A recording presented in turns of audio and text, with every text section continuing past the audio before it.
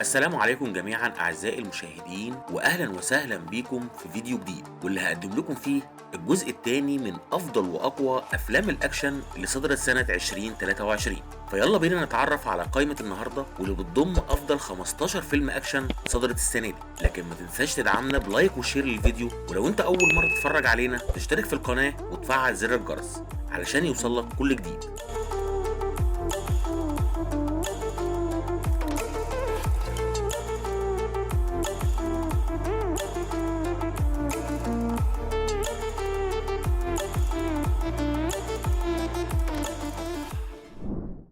وهنبدأ بالمركز ال15 بفيلم الأكشن والدراما الصيني بورن تو فلاي، واللي صدر في السينمات يوم 28/4/2023، والفيلم حصل على تقييم 6 من 10 على موقع IMDb.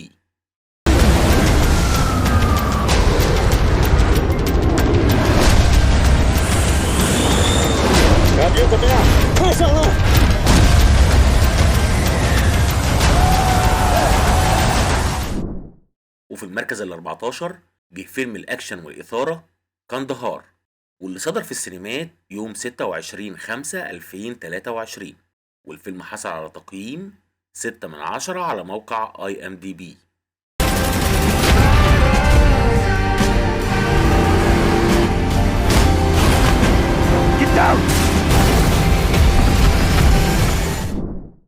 وجه في المركز ال13 فيلم الأكشن والجريمة الصيني موسكو ميشن، واللي صدر في السينمات يوم 29/9/2023، وحصل على تقييم 6 من 10 على موقع IMDb. 我们大老远来的，不能空着手回去。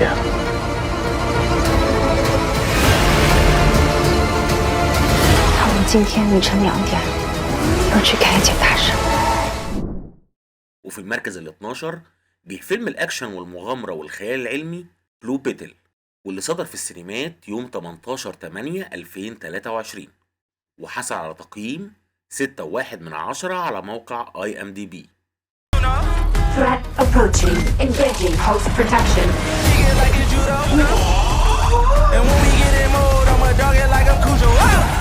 Threat eliminated.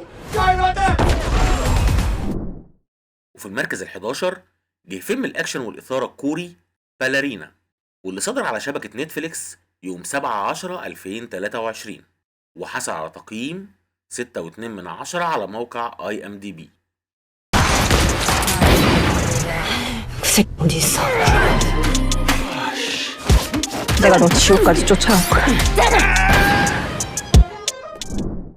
وفي المركز العاشر جه فيلم الأكشن والإثارة رايس اوف ذا فوت سولجر، واللي صدر في السينمات يوم 15/9/2023، والفيلم حصل على تقييم 6.4 من 10 على موقع IMDb.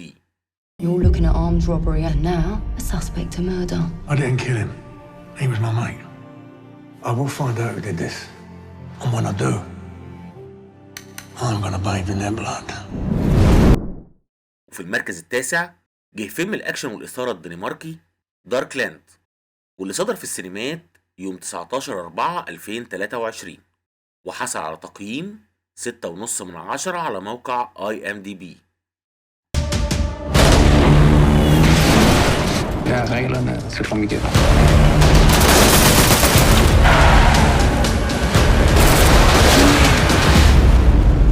Jeg vil bare have mit liv tilbage. وجه في المركز الثامن فيلم الأكشن الحربي الألماني بلاد أند جولد، واللي صدر على شبكة نتفليكس يوم 26/5/2023، والفيلم حصل على تقييم 6.5 من 10 على موقع IMDb.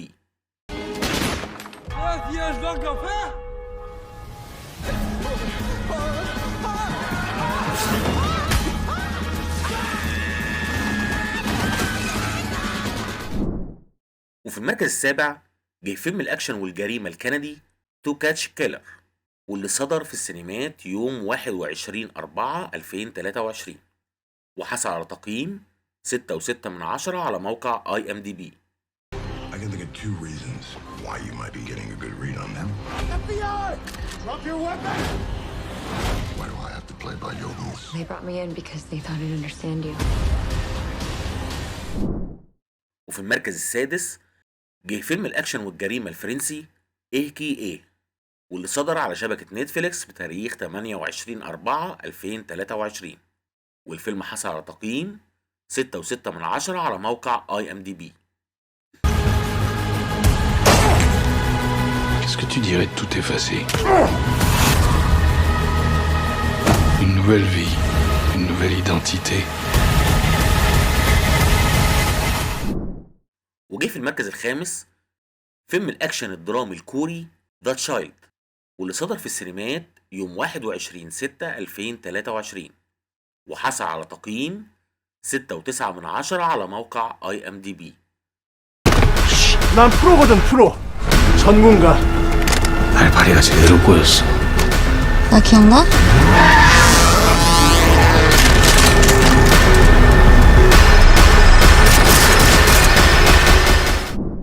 وفي المركز الرابع جه فيلم الأكشن والجريمة ذا إيكولايزر 3، واللي صدر في السينمات يوم 1/9/2023، وحصل على تقييم 6.9 على موقع IMDb. You can't take that from me. I can take anything I want.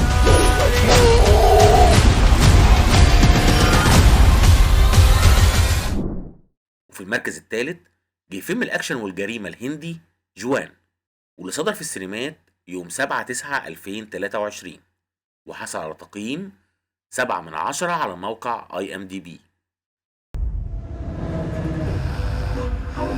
जब मैं विलन बनता हूं ना तो मेरे सामने कोई भी हीरो टिक नहीं सकता.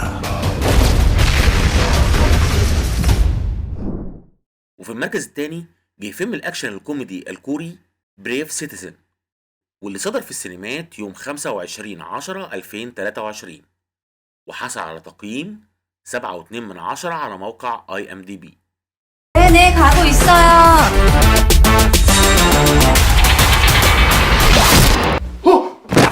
양호실은 안 가도 되겠지? 선생님은 아파 죽겠다.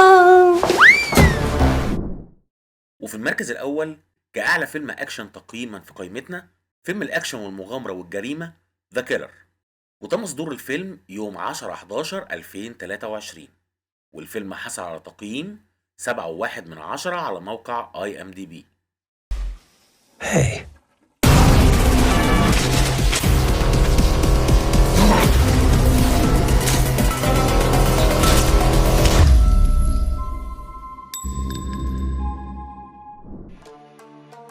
وبكده خلصت حلقتنا، فيا رب تكون القائمة عجبتكم، وهستناكم في التعليقات تقولولي ايه افضل فيلم اكشن اتفرجتم عليه السنة دي، ونشوفكم على خير ان شاء الله في فيديو جديد.